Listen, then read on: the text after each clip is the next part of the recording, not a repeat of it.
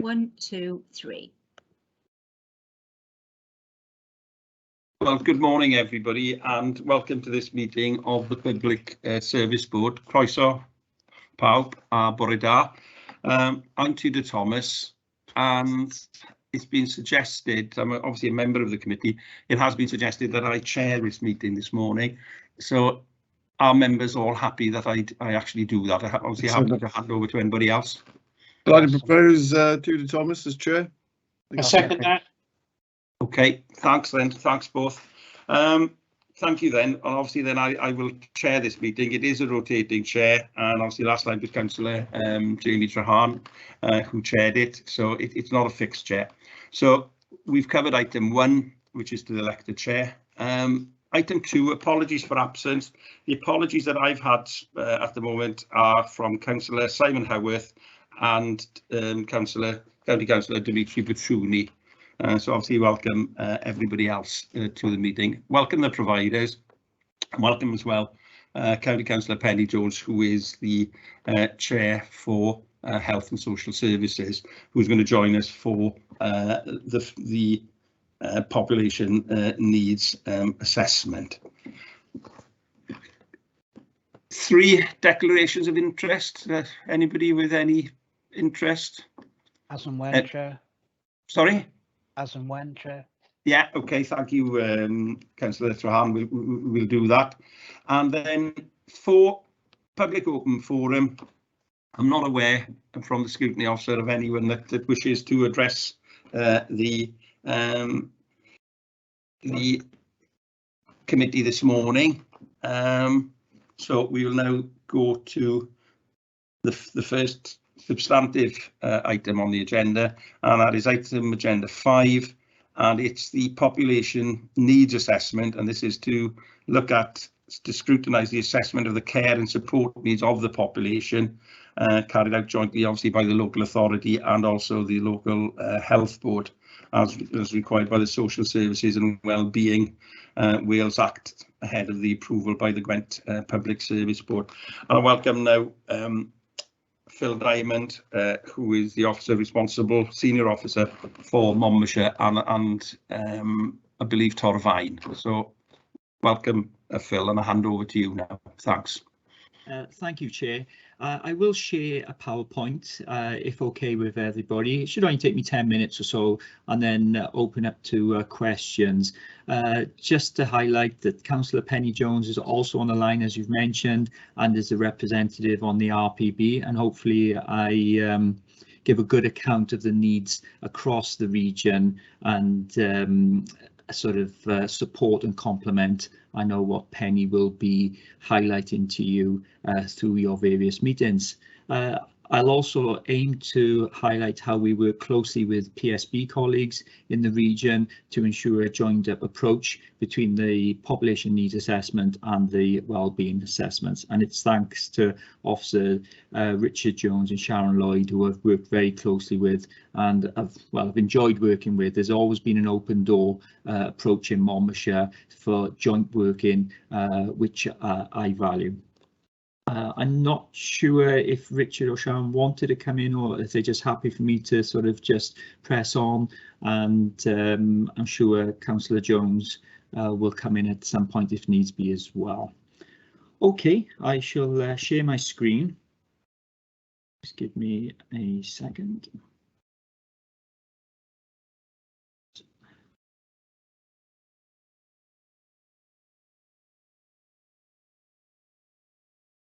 Go into. Okay, can everybody see the PowerPoint? Yes. Yeah, that's fine. Yeah. That's fine. Oh, that's great. So let's get straight into it.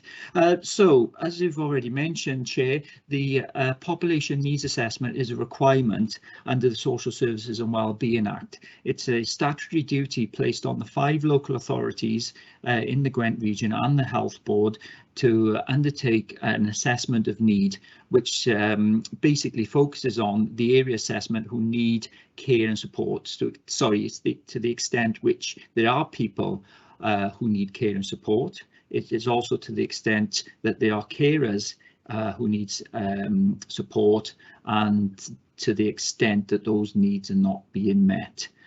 So I can summarise this. Really, it is a focus on people with acute needs and also the preventative agenda. So really, health and social care is at the focus of this needs assessment.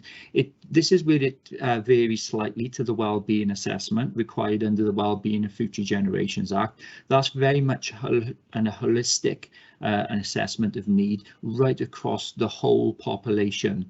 Where the PNA, population needs assessment, is different, there is more of a focus on the needs of those people known with health needs and known to social services. So just to sort of highlight that. Where the two needs assessments cross over is around the preventative agenda. There will be a number of people supported in a preventative and an early engagement manner, and may not be known to social services, but they are part of the wider population. And this is where the PSB, Public Service Board, and the Regional Partnership Board will share a space and opportunities for joint working. But very much in terms of the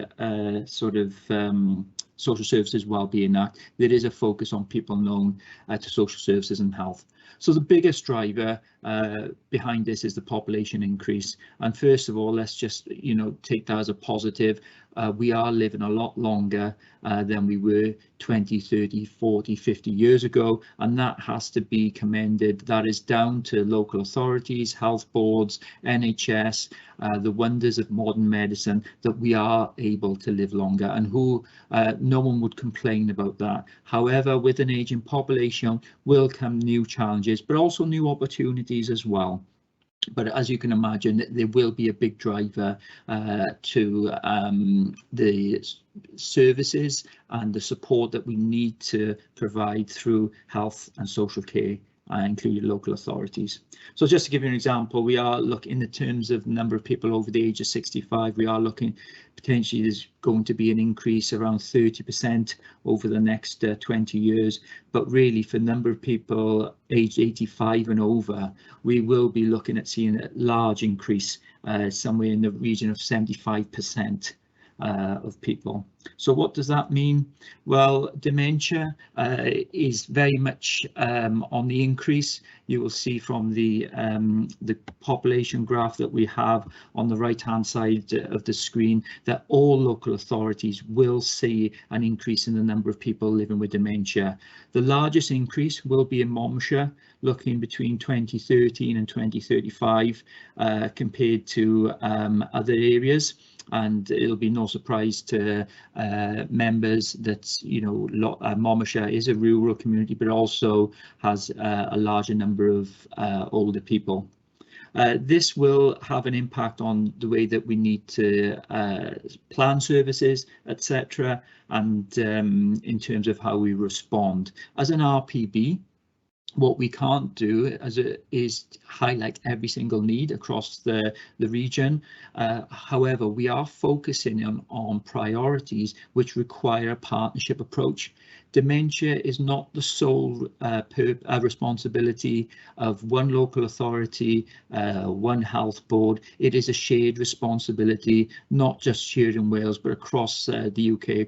It is a global issue, and for dementia to be mitigated and for us to determine effective solutions, that has to be done in partnership right across health, social care, but our own communities. And I think it's safe to say that every one of us will be touched by dementia at some point. We will all know somebody living with dementia, and I would hasten to guess there are quite a few of us on the line who've probably got personal experience. I know I have. So that's an area of the PNA that we need to focus on and that we need to plan more effectively around. Okay, just moving on. Older people, as I've mentioned, we are seeing an increase, but also in the number of older people who may struggle to maintain daily living. And we've just got an indication on the population level of the predicted number of people that will be unable to at least manage one domestic task, household shopping, etc. There's a huge agenda on how we support people to live in their own homes and their own communities, and that will provide require early engagement and preventative working, whether it's through reablement and the very successful projects that you've implemented here in Monmouthshire, the Raglan project being a fantastic example there, but we need more examples of that right across the region. And for older people, we know that unfortunately falls are an issue which lead to people requiring hospital assistance. And again, that is a factor, but also number of people who are now highlighting that they feel lonely and the impact of that on mental health as well. And that's what's coming through some of the work that we're doing. Carers. Well, without carers, society would collapse. You know, again, this is an area I think where all of us will probably be affected and touched at some point. We will all probably take on some sort of caring responsibility, even if it's just looking out for a neighbour. However, the number of people predicted to provide over 50 hours of support, caring support per month is again set to increase. Carers have been particularly affected through the recent pandemic. Some of the issues have been exacerbated. For instance, from surveys, we have found that 36% of carers said their financial situation had got worse.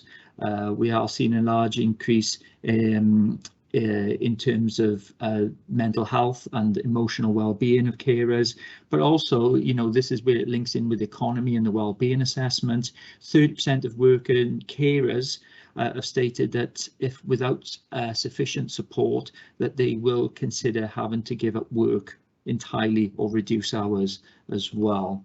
So again, carers is a joint responsibility right across health, social care and society. Mental health is another key area. We were very fortunate to have a great response to a national survey that was completed during the pandemic. The first survey around emotional well-being, mental health was completed in July 20, and the second more recently in March 21. But you can see from the table on the right that the number of respondents have highlighted that their emotional well-being has decreased throughout the pandemic, as you would expect. Again, that is something that we have to plan for across the region, as well as long COVID. But also in terms of mental health, we have to focus on children and young people. 1 in 10 children between 5 and 16 have a mental health problem. Approximately 50% of people with enduring mental health problems will have symptoms by the time they're 14. So again, the work that we do in schools, and I know there's a very proactive response here in Monmouthshire. However, unfortunately, we also have to highlight that nearly 300 people took their own lives, in 2020 as well, and that will be a factor. Children looked after in terms of social services. Monmouthshire has seen an increase in line with other local authorities, and we will be aware that the cost of placement of placing children out of county is astronomical, sometimes in the region of tens thousands of pounds per week.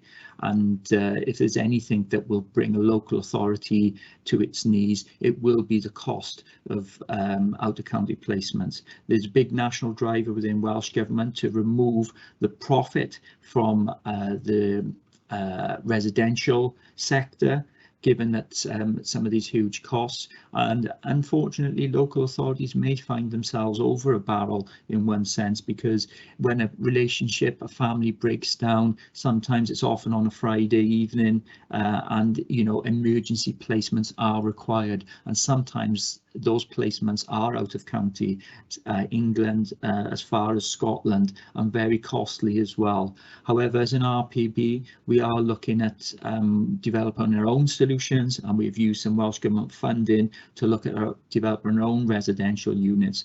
There is a residential unit that we're developing as a region down in Newport, and that will be accessible to all local authorities. Again, not for profit, and any investment there will be pumped back into preventative working. Learning disabilities, again, we are set to increase. I see a number of people with learning disabilities increase, and again that's just down to the positive fact that we are living longer. But medical professionals note that many people with learning disabilities are living longer, and again it's just how we support those people going forward.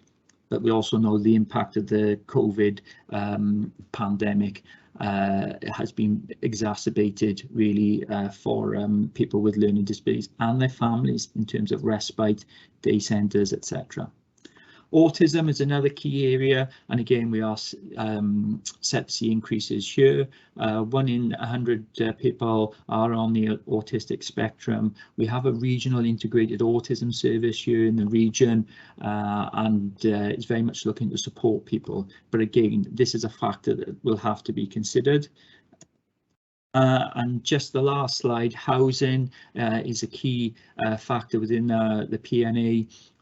You'll see on the graph the number of rough sleepers. This is data which is up to 2019, and this is where the PNA is deficient in some cases because of the data. Some data, the most recent data may only be 2-3 years out of date.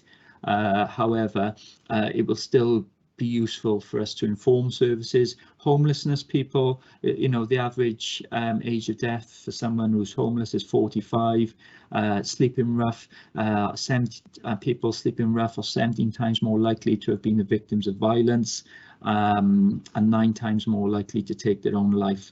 In terms of the number of households in temporary accommodation, you'll see on the left hand side there there's been a huge increase between March 20 and 21 across Gwent, almost doubling. And with an ageing population, we require an older person strategy. We need to look at housing which is more fit for purpose for older people, but also disabled facility grants, helping to keep people in their own homes, whether it's a bath adaptation or a handrail or stair lift. Again, this has been impacted on in terms of the availability of building materials, and also occupational therapists who are able to undertake. And that goes back to my final point, which I'll make. One of the biggest issues that we are facing across health and social care is workforce.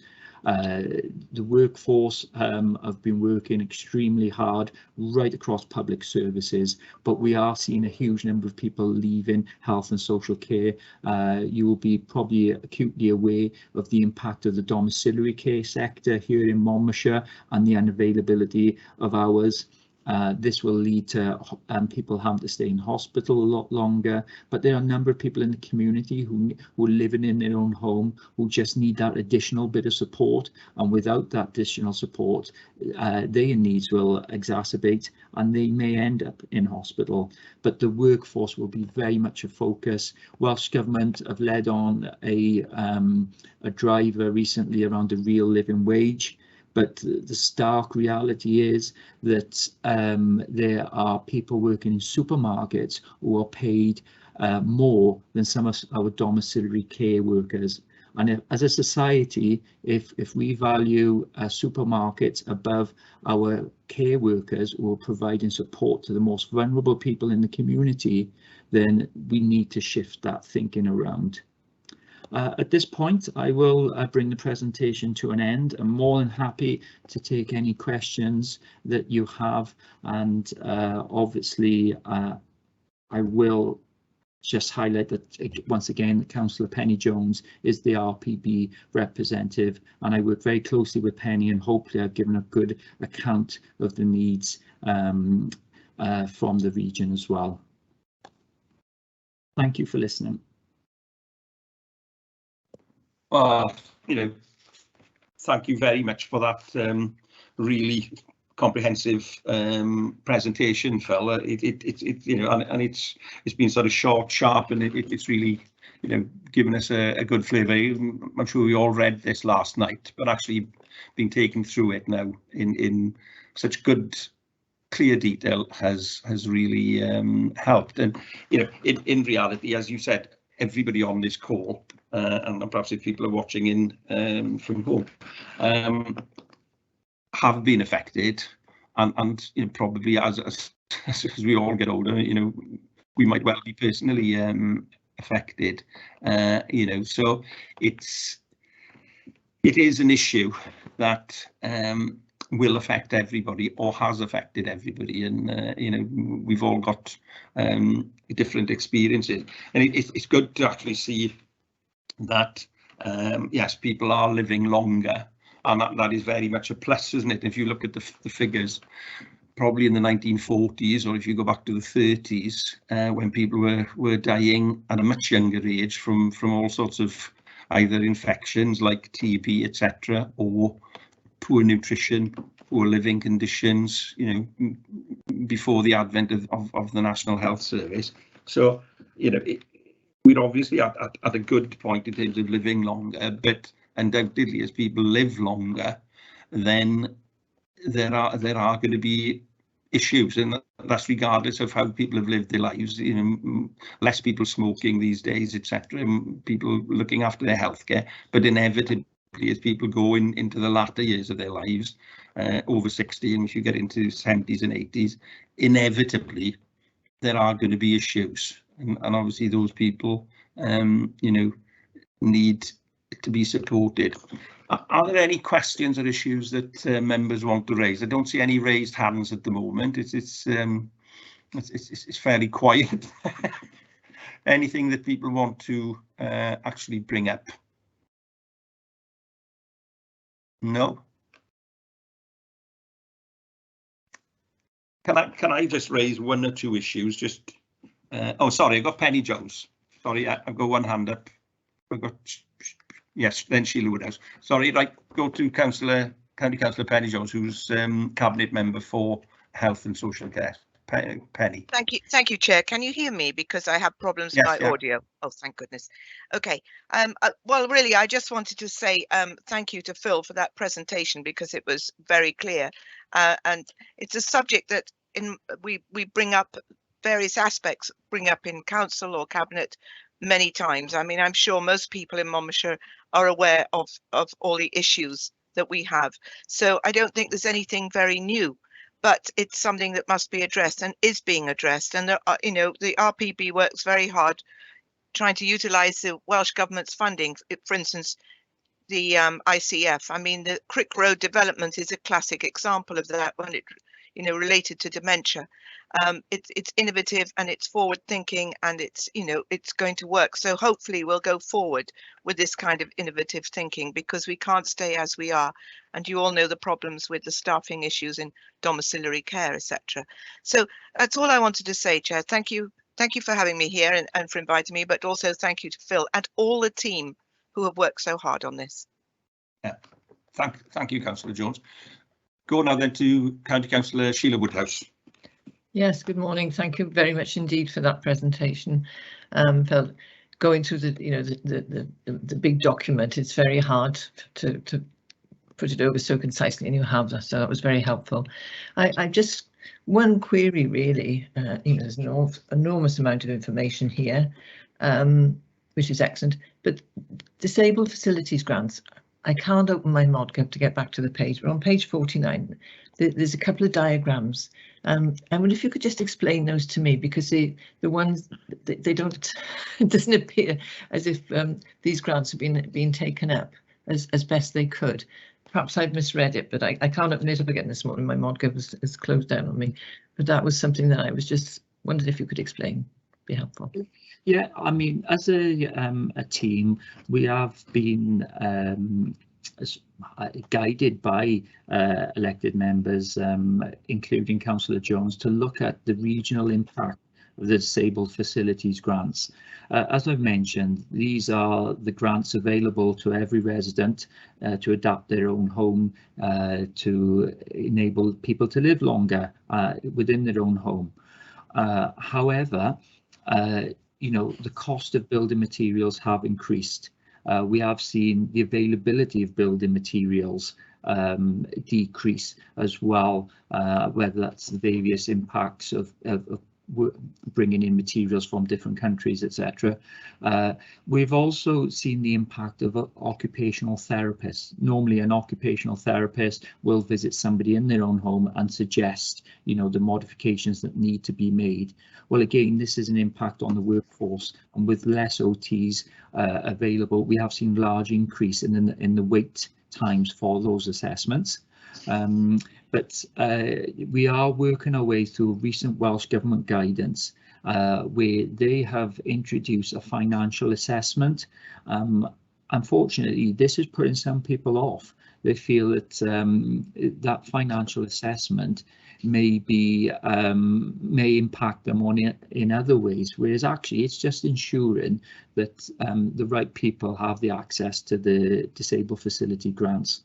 So all of this is compounding the issue and leading to a fear that there will be less people applying for those grants. And of course, unfortunately, if less people apply for those grants, there's going to be harder for those people to live in their own homes. And again, they may lead to increased falls and hospital admissions, etc.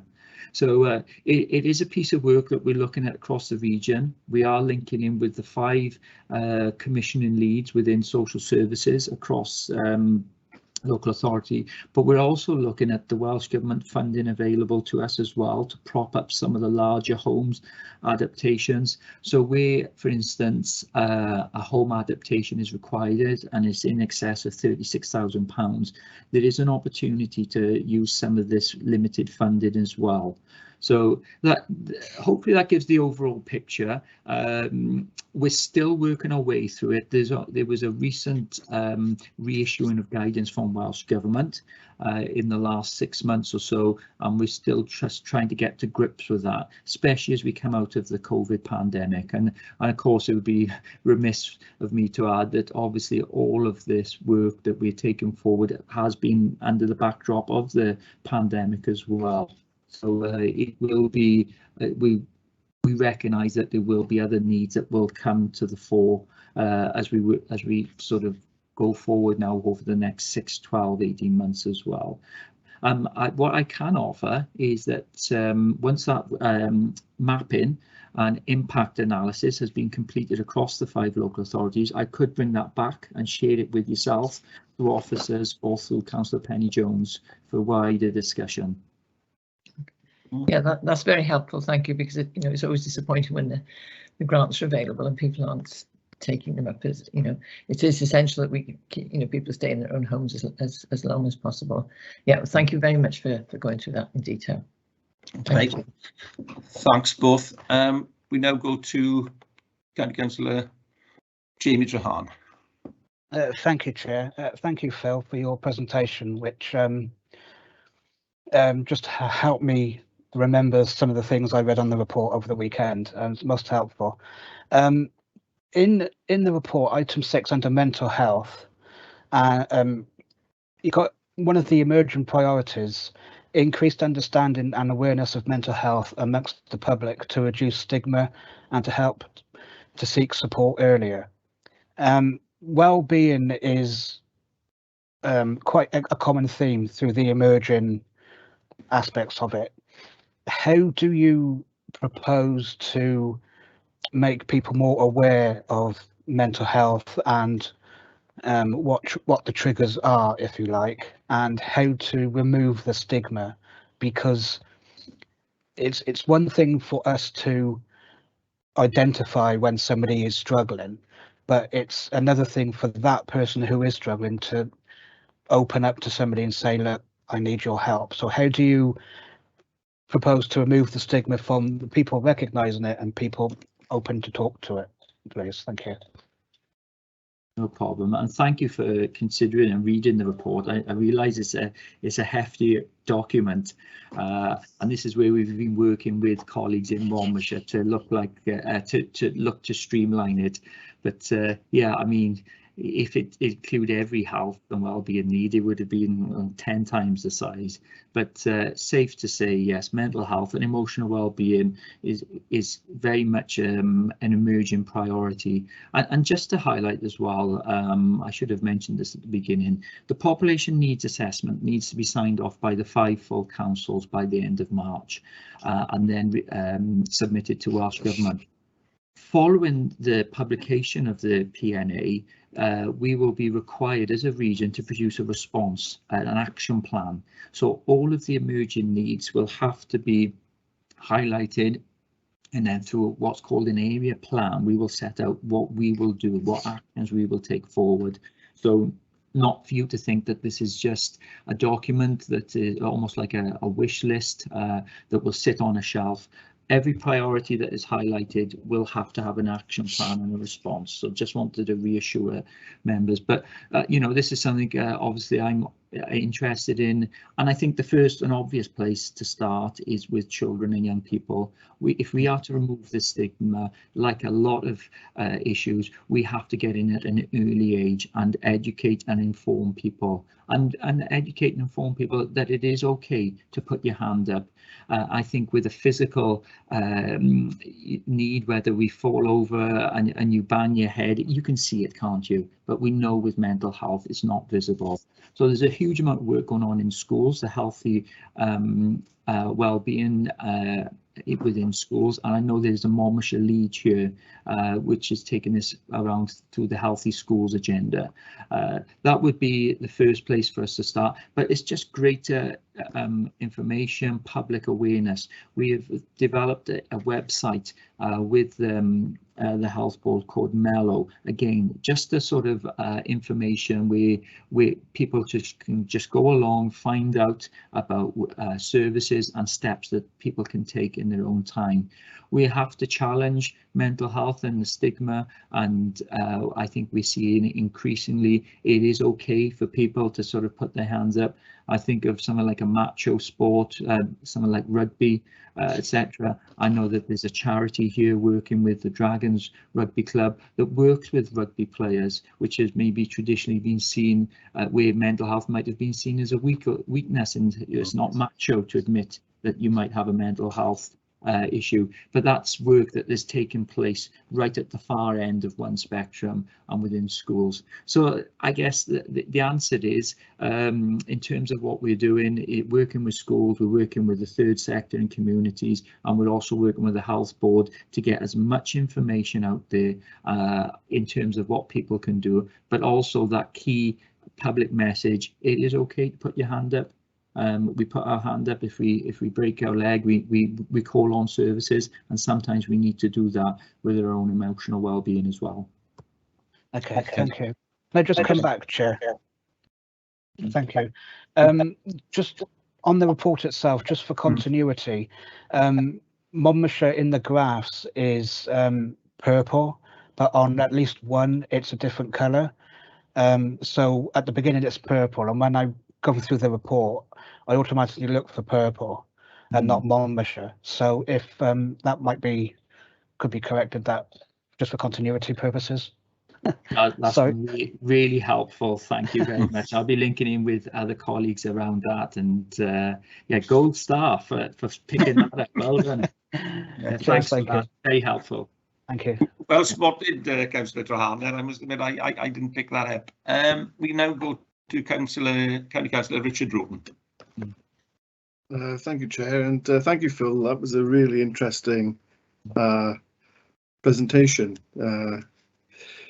My interest is in the increasing pressures on carers, both paid and unpaid, and also the increasing demand for carers that seems to be age-driven in certain areas, you know, with increasing dementia and age. It looks as though it's almost unsustainable to have both rising at the same time.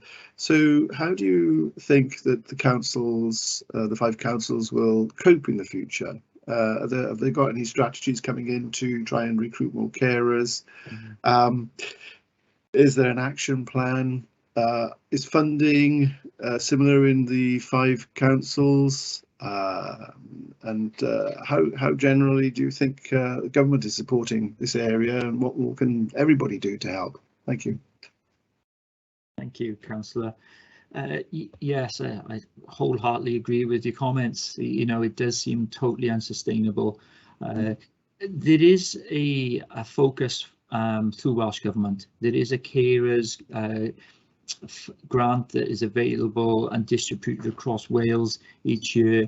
A relatively small amount, I would imagine you would agree, of £1 million. But what that enables us to do is to look at regional solutions to carers. We have a regional carers board, which is chaired by a director of social services, but also has health colleagues around the table, as well as community sector, but also carers themselves as well. So I think the key point here, if we are to support carers, we need to listen to carers.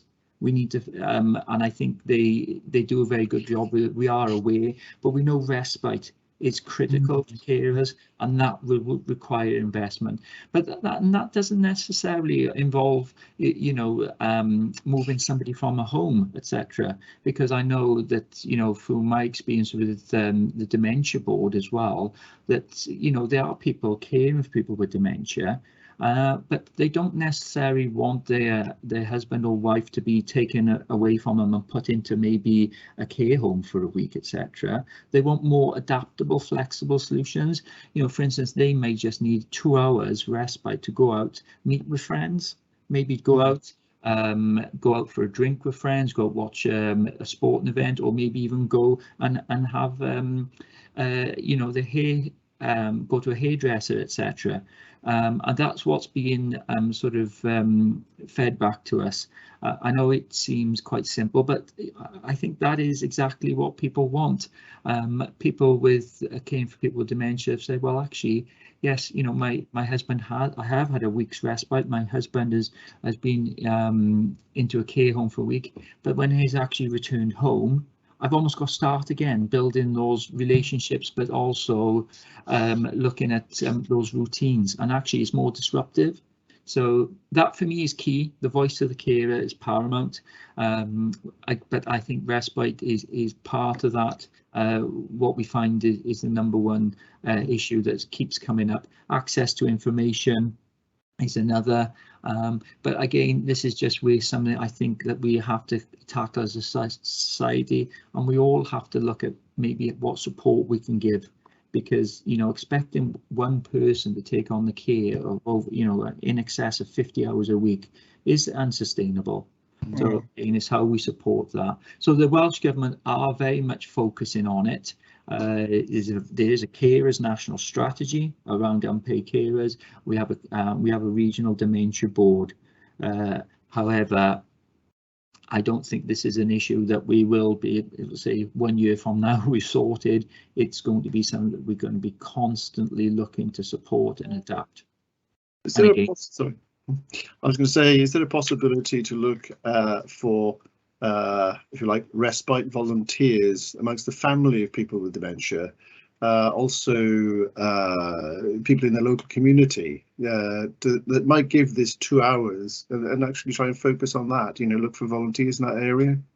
Definitely, and befriending is the term that's widely used for solutions, as you've mentioned there, and again, it's something that Alzheimer's Society have pushed on, but also, you know, communities take it on board as well. Some people do it without even knowing, etc. But yeah, definitely that will be something, and you know, this is where an ageing population, there are opportunities. What we've found with ageing population, people retiring, that they want to give back into the community, and this is part of that as well, where some people may become befrienders who've retired and want to support others, but also I think peer-to-peer support as well for carers. There was an example that was shared with me many years ago, and it was in Monmouthshire. It was around a dementia-friendly cafe, and a wife normally attended with her husband, and one day the husband just didn't want to go, and the wife turned up quite distressed at the group and said, oh, look, you know, I'm really struggling now with supporting my husband, etc. I don't know what I'm going to do. But what she was able to do amongst her peers, other carers who was able to offload, to share experience, but other carers were able to say, well, actually, yeah, it is tough. However, you know, what about this? You know, things will get better. And sometimes that offloading, being able to speak to people in similar situations and realizing that other people are facing similar issues, and actually some of the solutions they've adopted, are useful as well. So I think that is also something that doesn't necessarily come out in sort of national guidance, but when you speak to carers, that has a big impact on their ability to care, etc. Thank you very much. Okay. Thank you both for that. And any other hands up? I can't see any. I'd just like to ask one question. I just sort of query or ask whether, you know, this evidence that you've taken and you're aware of has been fed into the Gwent Wellbeing Assessment. You know, given, you know, the two really big major pieces of work. And how this will be used by the PSB to determine future, you know, priorities. Is there a link there, and how will it go forward in the PSB? Thanks. Thank you. Well, hopefully Richard and Sharon will agree with what I'm about to say. But as officers, we have worked very closely for a number of years to ensure that there is strong alignment and synergy between the wellbeing assessments. And for instance, we've talked about carers. Well, the needs of carers will come up through the wellbeing assessment, through the various engagement events. And you know, what we've agreed between us, well, actually, there's no point for the wellbeing assessments, including information on carers, because actually within the PNA we have a statutory duty to look at the needs of carers. So where the wellbeing assessment should almost just be signposting and saying we haven't duplicated the work of the RPB, because they have a statutory lead on that and they will signpost. So hopefully those links are in place. It'll be the same with the various other agendas. There will be some opportunities and there might be slight duplication. Mental health will have come up hugely again through the wellbeing assessment and the PNA, and there will be references. But I think what the joint approach and collaboration will lead to is a collaborative response, because what you wouldn't want is the PSB to be looking at a carers strategy and a support for carers, and the regional partnership board also to be looking at a similar agenda. You know, there are enough issues around for us all to sort of have to tackle. We don't want to be duplicating efforts either. So this is where I think the assessments link, and will lead to hopefully more effective working going forward. And in terms of how those documents have looked, for instance, I have not looked to repeat information within the PNA that I know is in the wellbeing assessment. So hopefully within the PNA, I've highlighted boxes at certain points in certain chapters to say, look, for instance, children and young people. I've highlighted the needs of children looked after, care leavers, etc. But there's a number of different information strands within the wellbeing assessment, linked to Flying Start, linked to children's health, obesity, etc. So what I've in effect have done is signposted to the wellbeing assessment, and hopefully the wellbeing assessment will at the various points signpost into the PNA to make sure that they read across. And just to pick up on the colour scheme as well, what we've aimed to undertake is a similar colour scheme within the PNA as the wellbeing assessment. So hopefully, if the documents are placed side by side, there will be a good read across, even down to the font size and the, as I mentioned, the colour and the flow within the diagram. We've tried to ensure that it almost it's almost the same document, and whether the PNA is part 2 or an appendix, that's the approach we've taken. And I guess just the final point to make from me as well, that we will be looking to take this PNA to the full council. Unfortunately, some of you may have to listen to me go through the PowerPoint again, but I think what is useful for me today is picking up on your comments. I will now be able to feed them into our draft PNA, so that when we take the final PNA into the sign off, it will be reflective of Monmouthshire. Okay, thanks for that. I can see from the chat bar that Richard Jones wants to come in. Richard.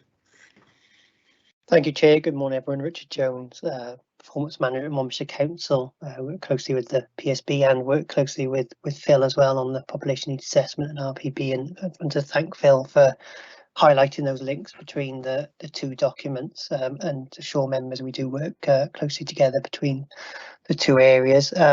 Phil, I think Phil's rightly described the links between the population needs assessment and the wellbeing assessment, and when we come on to talk at the next item through the assessment, we'll be talking about some of those similar issues that Phil's identified, particularly where there are wellbeing impacts on communities both in Gwent and in Monmouthshire. And I think it's come up already today a little bit that whilst they're identifying issues, it's also then about how we respond to those issues. And certainly there'll be opportunities there for work in between. What I think is important to recognise is now a Gwent Public Service Board, and obviously it's a Gwent Regional Partnership Board as well. There's been a move from a PSB to have from 5 local PSBs in Gwent to 1 regional Gwent PSB, and there'll be opportunities there to look at some of these issues which will not be unique to one particular area. There will be cross-cutting themes, and I'm sure that'll be beneficial as we look to how we respond to the issues that are being raised, both in the population needs assessment, but also in the wellbeing assessment, particularly where those two overlap. There are commonality in those issues, recognising obviously that that both boards have different focuses as well within that, but there will be overlap and commonality within them as well. Okay, thanks for that, Richard. I appreciate that. I just wanted to pick up, we've got a chat bar going, and obviously the public can't see that, but Councillor Penny-Jones agreed, with Phil in terms of work going on in terms of mental health issues in school.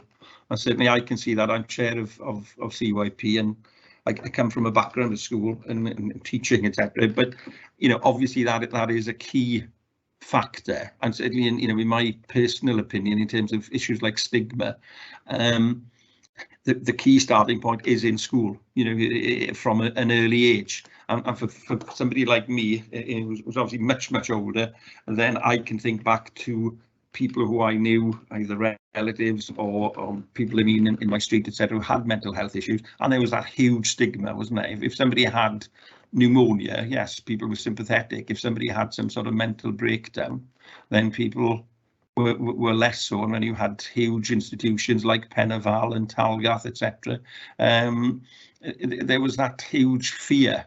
And I think increased knowledge of mental health issues is a very positive way forward, and certainly starting with children.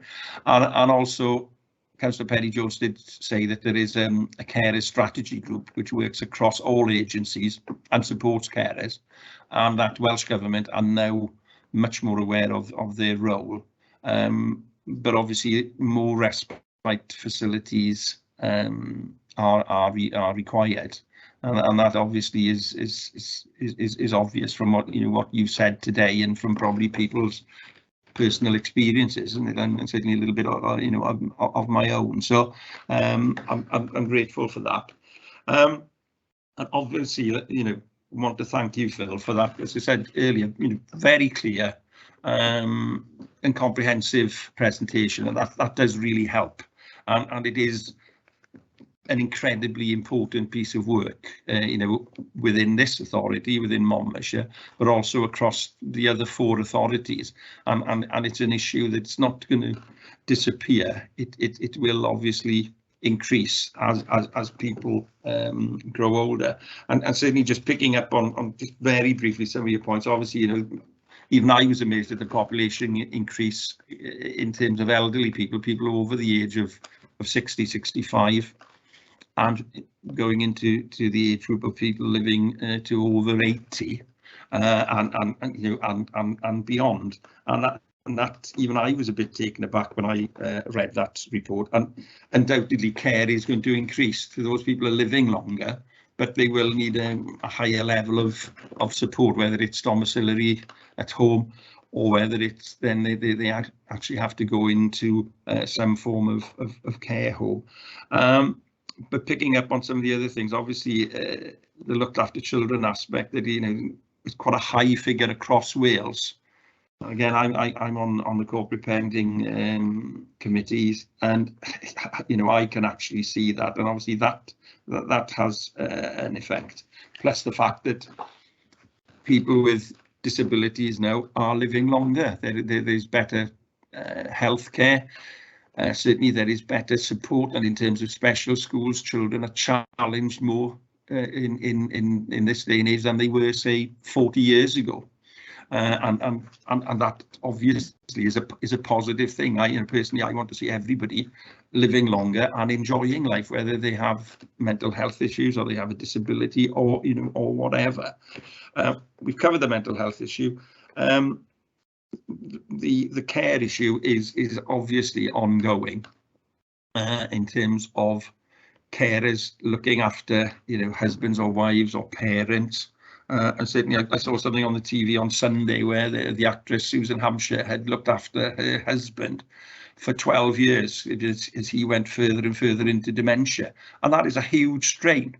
And it's probably a bigger strain for a more ordinary person without perhaps the same sort of resources that somebody like a successful actress would have. But even so, it's a huge demand, and certainly that is ongoing. I think the issues about carers, which is broader than this committee, is in terms of do people want to go into that profession, and one of the key drivers is the actual career structure.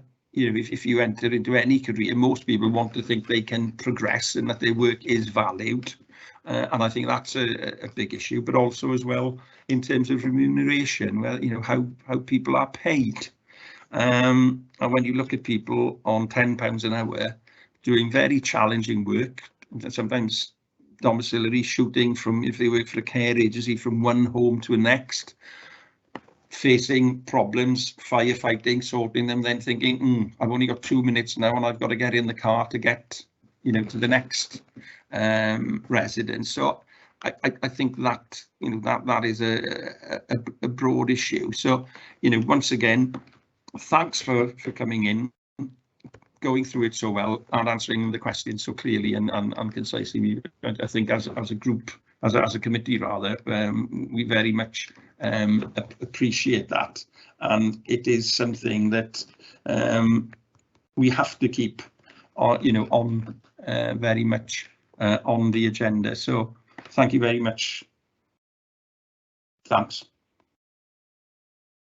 Okay.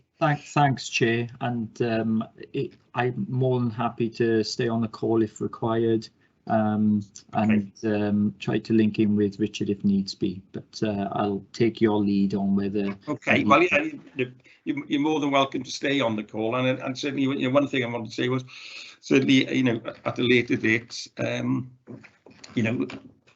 we hope to see you again so that you can sort of keep us updated and keep us in the picture. Thank you very much. Diolch yn fawr. Okay, we move now then to agenda item 6, and this is the Gwent Wellbeing Assessment, and Richard Jones and I think Sharon are going to take us through this particular item. So I'll hand over now then to Richard and to Sharon. Thanks. Thank you, Chair. Thanks very much. We have a presentation as well, so I'm just going to try and share my screen now. Okay.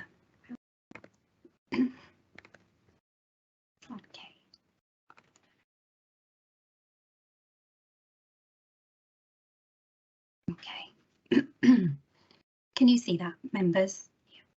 Yes, that's fine. Yeah. That's okay. Thank you. Thanks very much. Okay, so Richard and I have come along today to, off the back, it eases very well from Phil's presentation on the population needs assessment today, and this is to talk about the Gwent and the Monmouthshire Wellbeing Assessment that runs along the same time frame as the population needs assessment.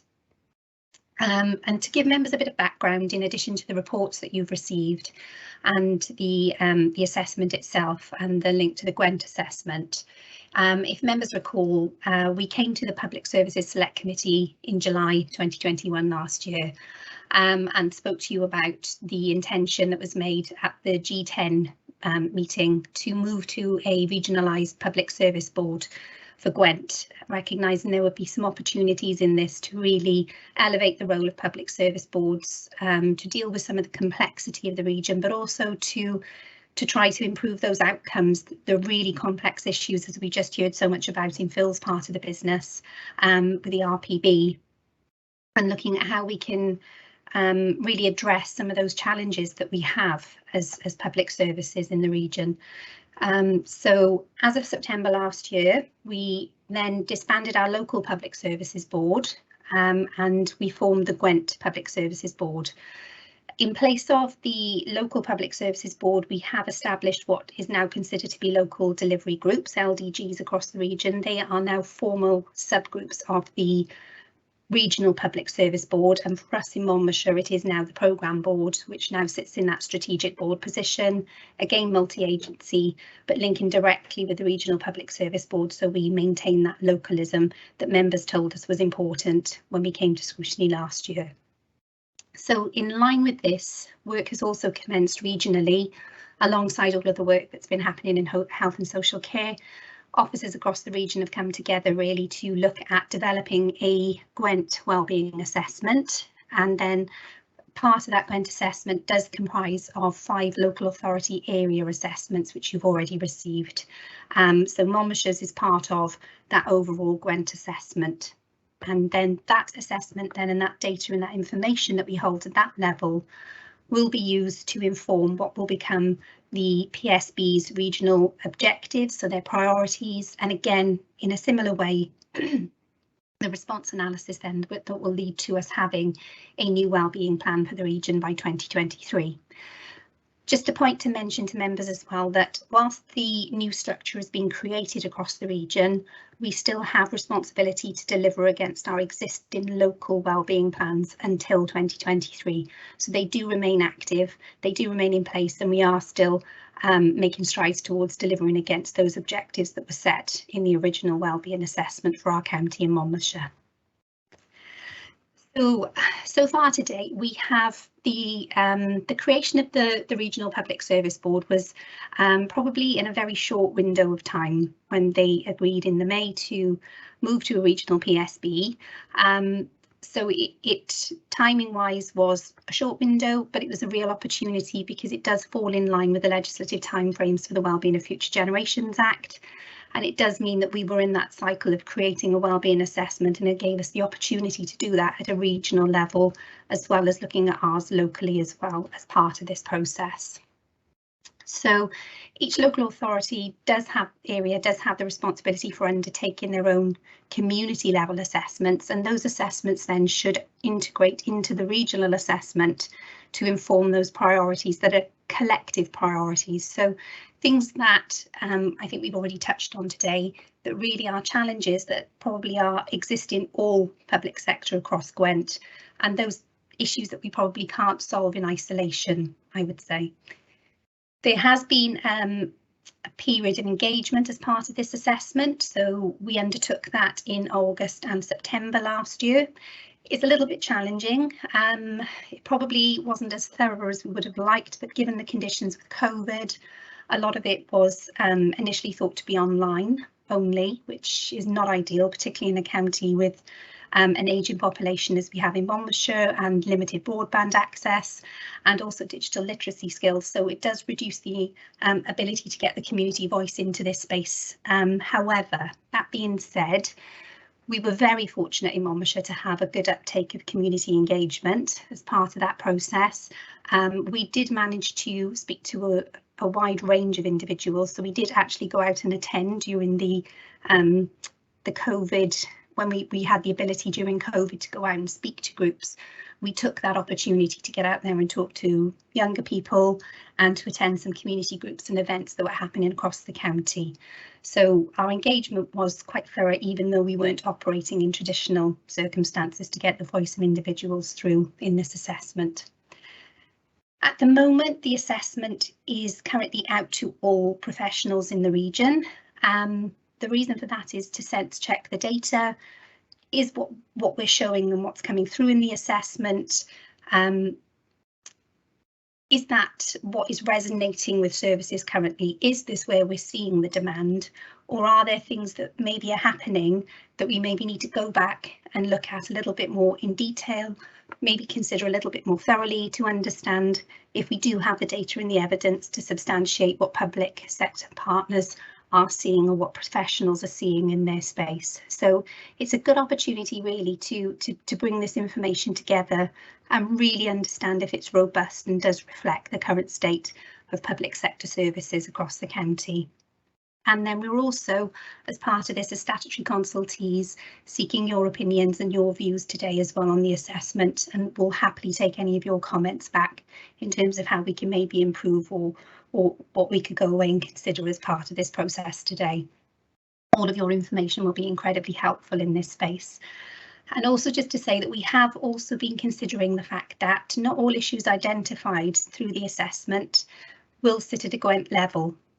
So part of that is really understanding the uniqueness of the county, things that might be really important to our residents, really important to us in Monmouthshire, but maybe unique to Monmouthshire, and at which case then we have to also consider then how that will inform local priorities and local objectives that will sit for us to drive action at a more local level around. So things will sit sometimes at the Gwent level where they're common across the region, so some of those complex issues that we're sharing with other partners, but then also things that will sit probably more at a local level, which our programme board then will have the responsibility for ensuring we're driving action against.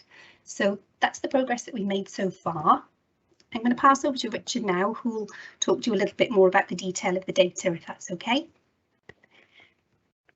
Thanks, Sharon, and good morning again, everyone. So as Sharon has helpfully described, Appendix 1 sets out to you the Gwent level assessment and also the local area assessments completed in Monmouthshire.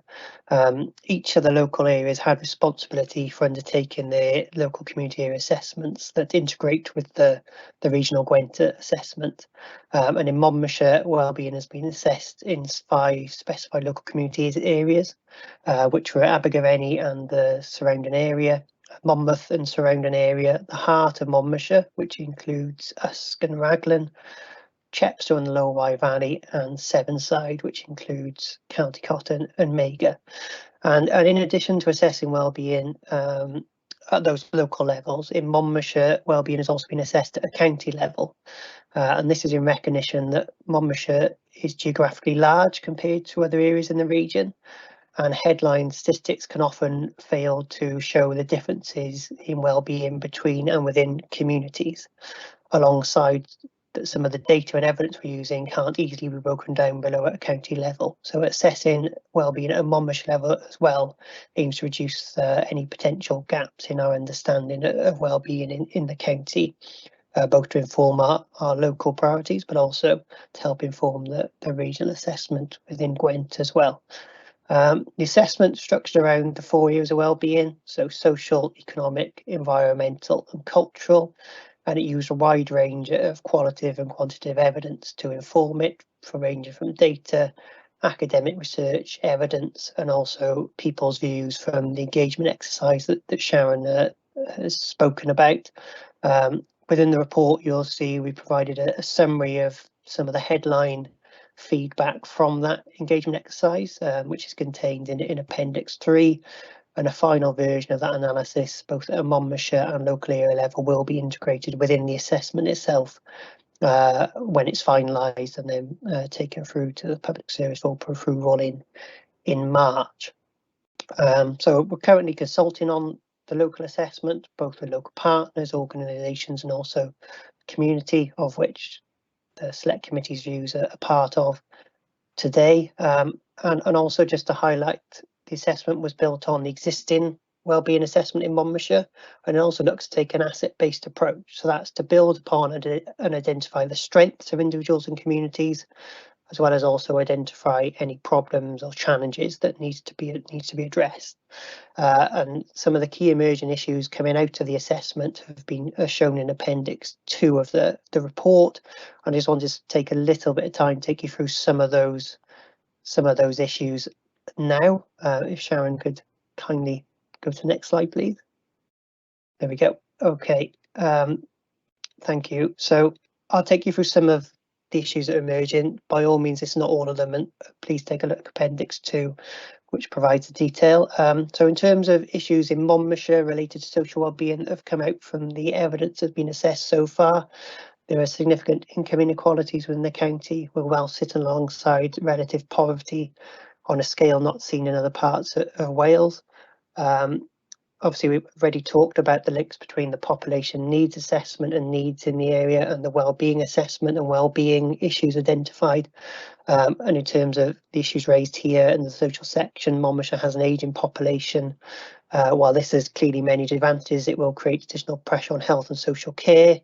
And both adults and children's social care are facing acute pressures with escalating demand, increasing complexity and workforce shortages all contributing. So I think that gives you an example of how both the population needs assessment, the presentation you received, the previous item from Phil, and the wellbeing assessment come together in terms of how they're identifying issues within our communities. There are also significant differences in life expectancy, and actions required to address health inequalities and increasing the opportunities people have to live healthy lives and reduce health harming behaviours such as high alcohol consumption, smoking and diet. And we're also seeing increasing levels of crime, road fee and antisocial behaviour in the county, and concerns about levels of substance misuse amongst younger people as well. So in relation to environmental wellbeing, if you can move to the next slide, thank you. Monmouthshire has a high carbon footprint per head of population, and transport is a significant contributor to the county's carbon emissions. The impacts of climate change are becoming apparent in Monmouthshire, particularly flooding, which has impacted many communities in recent years, and this is likely to get worse due to changes in weather patterns. You can move on, please. Thank you.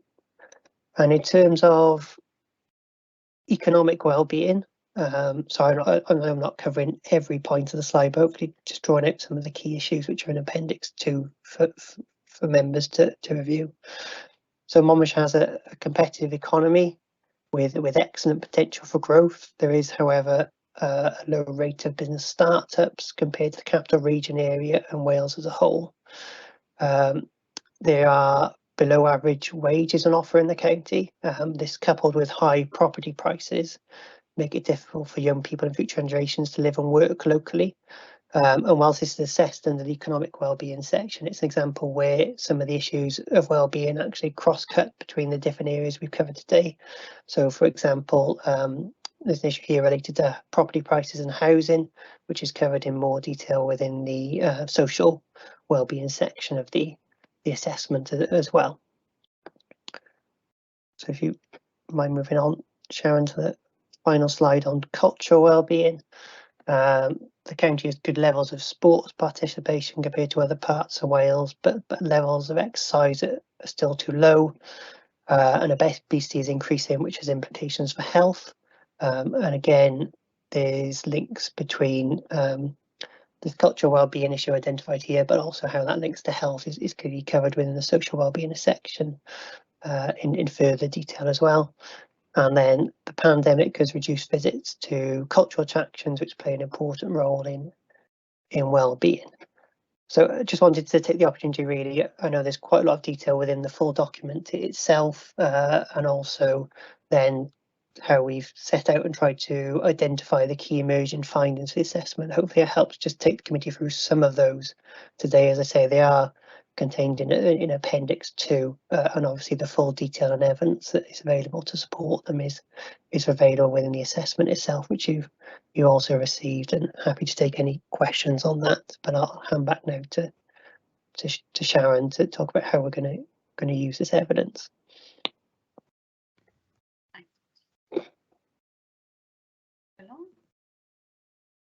So our next steps in this process, following the consultation, the wellbeing assessment will be updated. It will get signed off by the Public Services Board in March. So that then will mean that the assessment will be complete, and the situation analysis of this then we will use to start to move into, as Phil's already spoken about, the response side. So the what are we going to do about it, and how do we set those priorities moving forward? So that will be part of the next steps that the Public Service Board will need to consider in that space, but likewise also what our programme board will be considering alongside the PSB that will remain local to us. The PSB then will establish its key findings. Those will inform what will sit as Gwent wellbeing priorities or objectives in this space, and then the plan will be developed in the next 12 months to meet the deadline of the 23rd of the May 2023 for us to publish the Gwent wellbeing plan. As Phil's already mentioned, as part of this next steps process, it is going to be really important for us to consider the population needs assessment and how the two documents really complement each other, connect, and how the wellbeing plan can create the conditions or the infrastructure to support that local, that individual wellbeing need that we're seeing in services currently.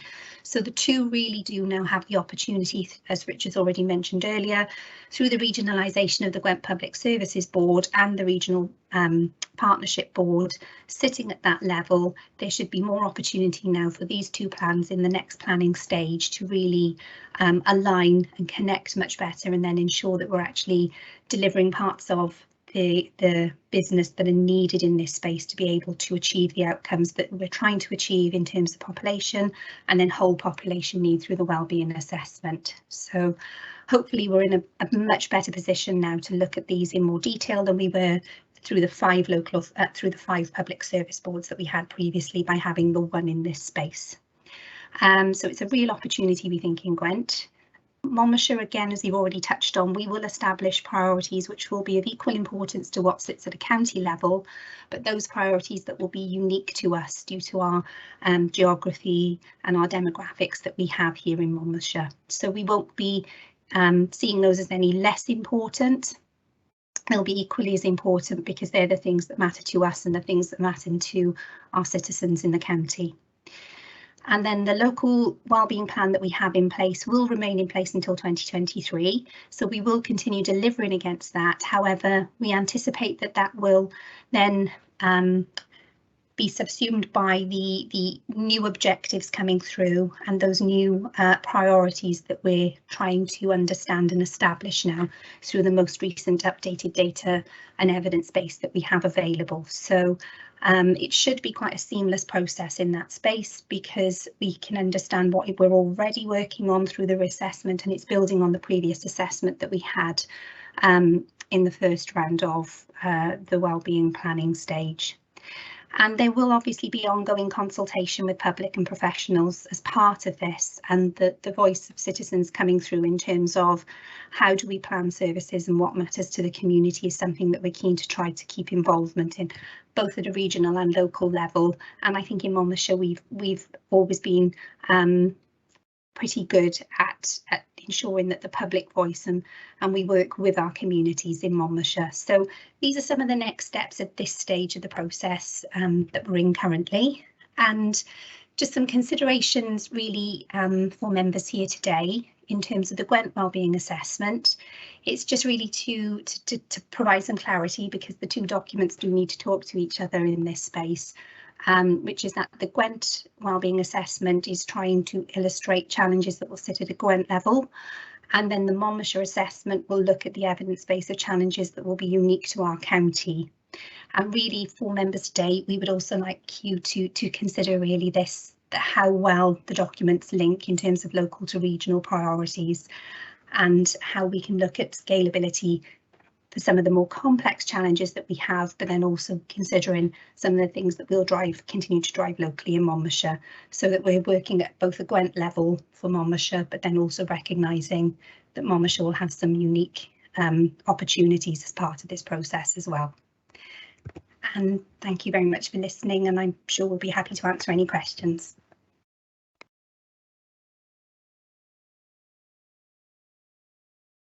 Well, thanks both. You know, that's been very helpful and concise, and it sort of sharpened things. People have read the papers, but it is sometimes quite difficult to sort of crystallise, you know, everything from a large document, and it is covers a diverse range of areas.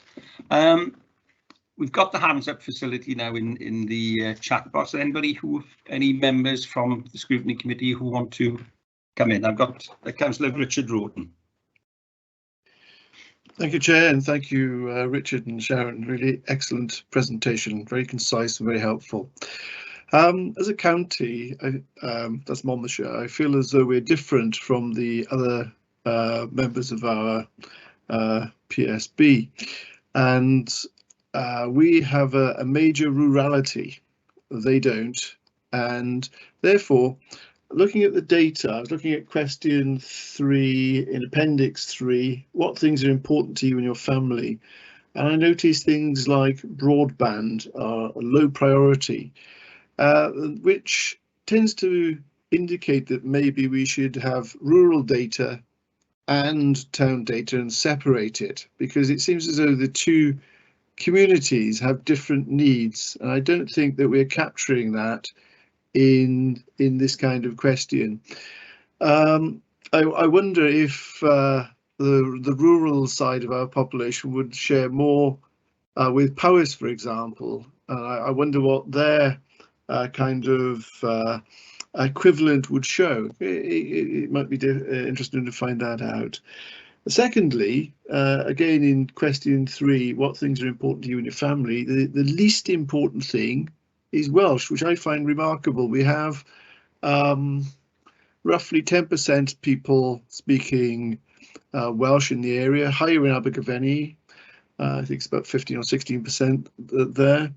And I find that rather puzzling as a result. You know, we as a council are promoting this, the schools are promoting it, and it seems as though the data is not showing what I would anticipate. So is there something that needs to be developed in terms of gaining more data or changing the way we actually get data? Over to you, and thank you.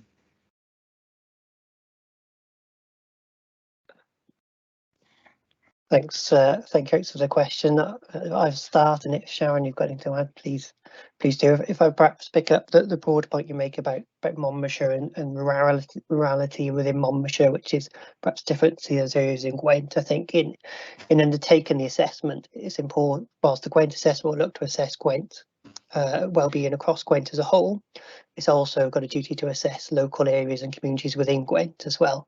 So hopefully what you've seen today and how we've assessed the 5 local areas in Monmouthshire, but also assessed well-being as Monmouthshire as a whole, will give you some assurance that we're considering evidence at that more local level, which can both influence and feed into how the PSB takes that into account in its Gwent wellbeing assessment, but also how that can be taken account where needed more locally within the local delivery group and partnerships that Sharon has mentioned. And you know, a key reason behind completing that Monmouthshire level assessment was to look to understand those differences between and within communities for well-being. But albeit obviously some of those will be consistent and will be able to also be undertaken with our regional partners as well through the Gwent Public Service Board.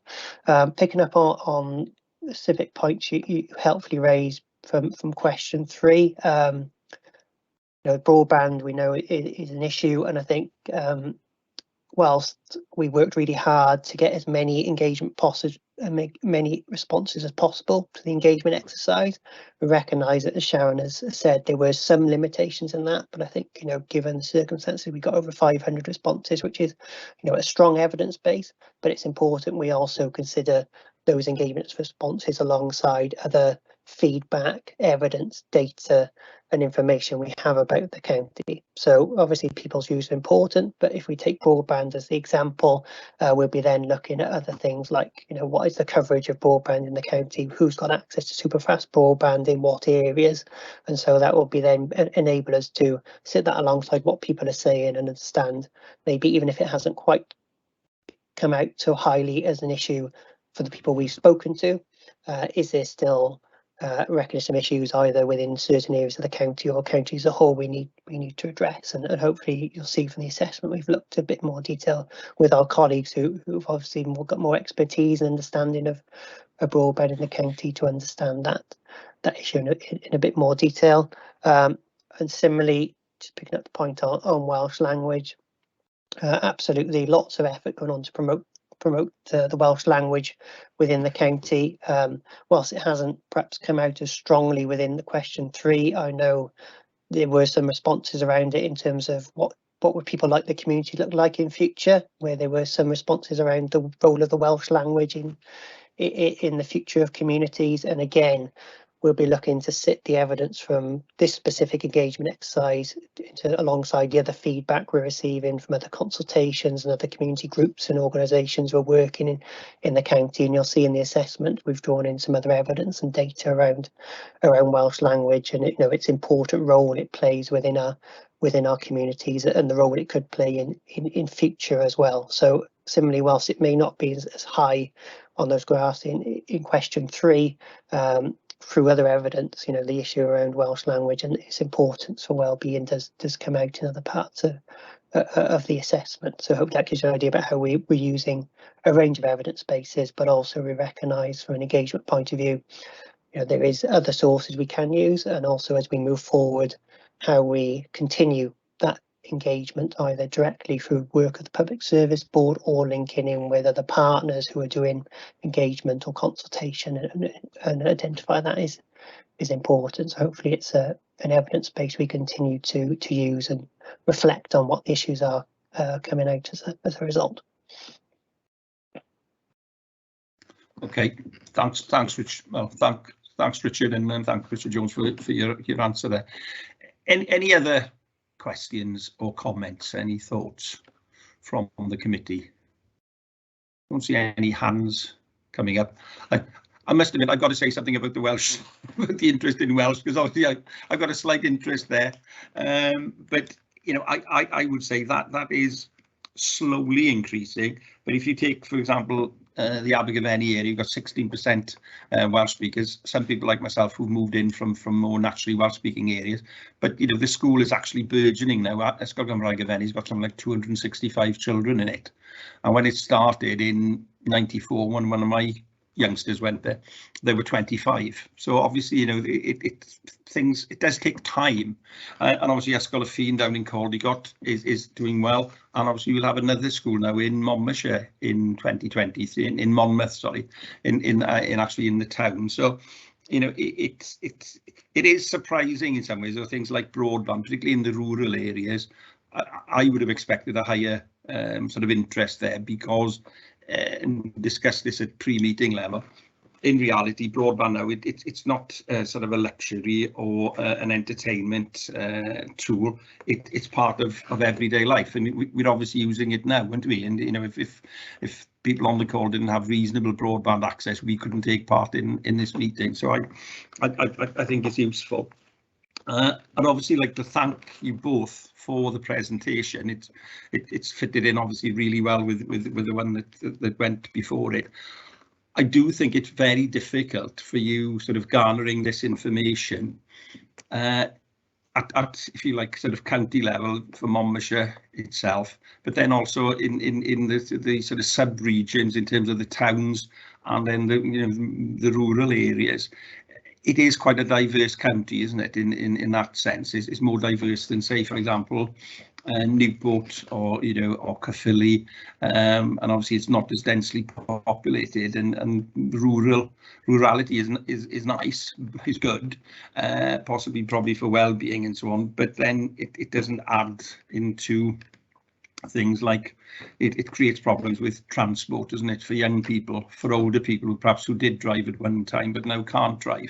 And that certainly that's an issue I'm sure that comes up in the sort of the post box of every county councillor. The other thing I would say is that I'm glad to see that you are sort of picking up information at that more local level and then feeding it in, as we will be in the future, to the regional PSB. I think that's quite not quite, I think it's very difficult, you know, because the needs and aspirations in somewhere like Monmouthshire are quite different to those of, say, somebody in Newport. Some of the other things I just want to sort of summarise very briefly, and feel free to come in, if you some ways disagree with this, but I do think we need to tackle the issues or the causes of health inequality. That is a major concern, and when you looked at the figures in the earlier report, particularly if people say living rough, how young they die, their average age. But we need to look at health inequality. We need to look to recognise that poverty and inequality are quite different things, and I think a clear distinction now is something that we between them is something that we need. There's also quite a bit about carbon neutral initiatives, and these are on a local scale. So perhaps if we could achieve something at a more regional level, then that would be good. For example, something like the Gwent Green Grid, something like that would be useful. And I can appreciate we do have probably a higher carbon footprint because people rely on their cars, and you've also got farm vehicles which are predominantly diesel driven, and they're carbon driven, and until we begin to change that, then we're going to have a higher carbon footprint. I think as well we need to do some serious work on understanding how things like substance misuse, which is a major problem, in particularly across the county, in rural areas as well as the towns. Things like mental health problems and violence, domestic abuse are obviously linked, and there are some areas where these are extremely high. And I think we've tended to view this as sort of criminal activity, but mental health issues are a significant factor. And we need to think about how well placed the CAM service is to cater for such high demand. That demand has obviously gone up since the advent of COVID, hasn't it? If you look at the figures across the UK, people in isolation, people who are in domestic violence situations, it's much worse when you're cooped up 24 hours a day, 7 days a week. Whereas in more normal times, people have gone to work and the kids have gone to school. So I think we need to think about that. And then also the issues about social care reform. And the debate has tended to be focused on things like the real living wage, but it's a bit broader than that. And I think we need to perhaps think about that. And a personal view in some ways, but I do think it is tougher. It's harder for people, and particularly for children, living in a county like Monmouthshire, where there's this huge dichotomy between people who are obviously successful, professional, or have businesses and have quite high incomes, and they are living cheek by jowl with people who have very low incomes, and it's probably more of a stark reality in, say, Abergavenny than it is in somewhere like Tredegar. Or some of the other sort of broader Gwent towns. So those are just some thoughts that I sort of bring to the table today. But thank you very much for your work on this. It's a huge undertaking. It's not something that you can undertake lightly. And thanks for presenting so well. Again, really clear presentation. It's crystallised certainly in my mind. I'm sure in the minds of the members of the committee as well. So thank you very much. Diolch yn fawr. Thanks. Okay, we'll move on now then to item 7, minutes of the previous meeting. Is somebody happy to propose those? Happy to propose, Chair. Okay, thank you, Councillor Roden. A second. Oh, thank you, Councillor Sheila Woodhouse.